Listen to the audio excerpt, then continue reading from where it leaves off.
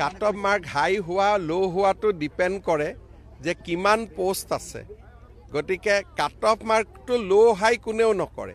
যদি ৫,০০০ পোষ্ট আছে ৫,০০০ৰ বিপৰীতে ১০,০০০ মানুহ অৰেলত আহিব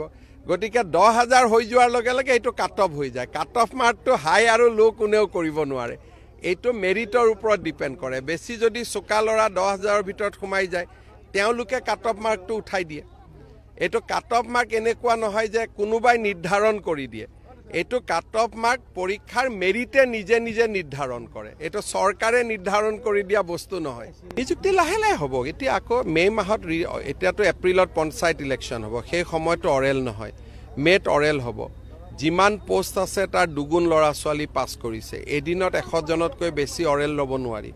১.৫ মাহ অৰেল চলিব গতিকে জুনৰ মাহটো অৰেলত যাব এতিয়া মই মুখত কোনো ডেট দিব খোজা নাই তেতিয়া আকৌ মানুহে ক'ব আপুনি জুলাই বুলি কৈছিল কিজানি জুলাই নহয় আগষ্টতো হ'ব পাৰে গতিকে আমাৰ কাৰ্যকালতে নিযুক্তি হ'ব যিমান মই উলিয়াই দিব নোৱাৰোঁ অলৰেডি এইবোৰ এডভাৰটাইজ হৈ গৈছে এইটো মুখ্যমন্ত্ৰীয়ে উলিয়াই আৰু সুমুৱাই দিব নোৱাৰে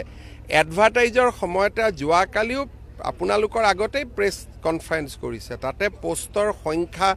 দশমিকলৈকে দিয়া আছে